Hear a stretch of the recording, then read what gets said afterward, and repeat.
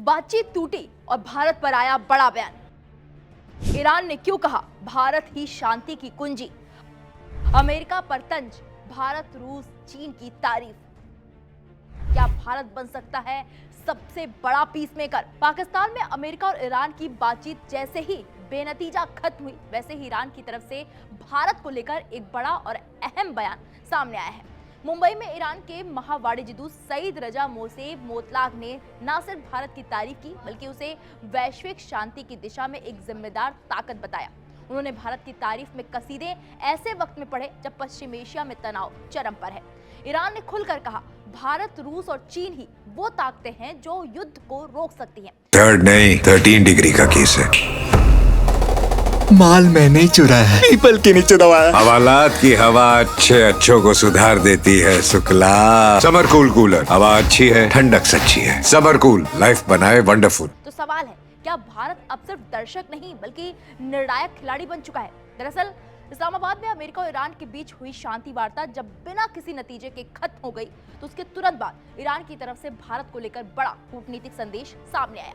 मुंबई में ईरान के महावाणिज्य दूत सईद रजा मोसेब मोतलाक ने कहा, भारत ने एक जिम्मेदार वैश्विक शक्ति की तरह काम किया है और उसने सैन्य हस्तक्षेप की बजाय शांति को प्राथमिकता दी है। ईरान ने साफ कहा, भारत, रूस और चीन ने मिलकर अपने हितों को जोखिम में डालकर ये दिखाया है कि वो युद्ध नहीं, स्थिरता चाहते हैं। इन देशों ने ना तो अमेरिकी हमले का समर्थन किया और ना ही ईरान को सैन्य मदद देने के लिए खुद को आगे रखा, बल्कि इन तीनों ताकतों ने कोशिश की कि हालात और ना बिगड़े, बाजार स्थिर रहें और दुनिया एक बड़े युद्ध से बच सके।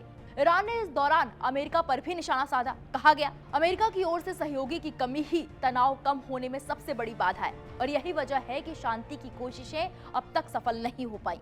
दिलचस्प बात यह है कि ईरान ने भारत को लेकर सिर्फ आज ही नहीं बल्कि सीज फायर से पहले भी सकारात्मक रुख दिखाया था। पहले ईरान ने भारत को संतुलित और जिम्मेदार साझेदार बताया था, भारत की न्यूट्रल पॉलिसी की तारीफ की थी और कूटनीतिक समाधान के समर्थन को सराहा था।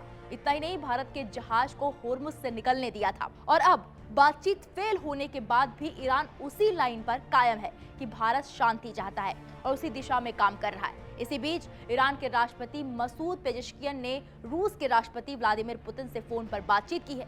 दोनों नेताओं ने मौजूदा युद्ध विराम, क्षेत्रीय हालात और कूटनीतिक समाधान पर चर्चा की है। रूस की तरफ से भी साफ किया गया है कि व्लादिमीर पुतिन इस पूरे संघर्ष का राजनीतिक और कूटनीतिक समाधान चाहते हैं और जरूरत पड़ी तो मध्यस्थता के लिए भी तैयार है। यानी साफ है, एक तरफ अमेरिका का आक्रामक रुख तो दूसरी तरफ भारत, रूस और चीन की शांति की अपील। दुनिया अब दो अलग अलग सोच के बीच खड़ी हुई है। तो बातचीत भले ही फेल हो गई, लेकिन कूटनीति अभी भी खत्म नहीं हुई है।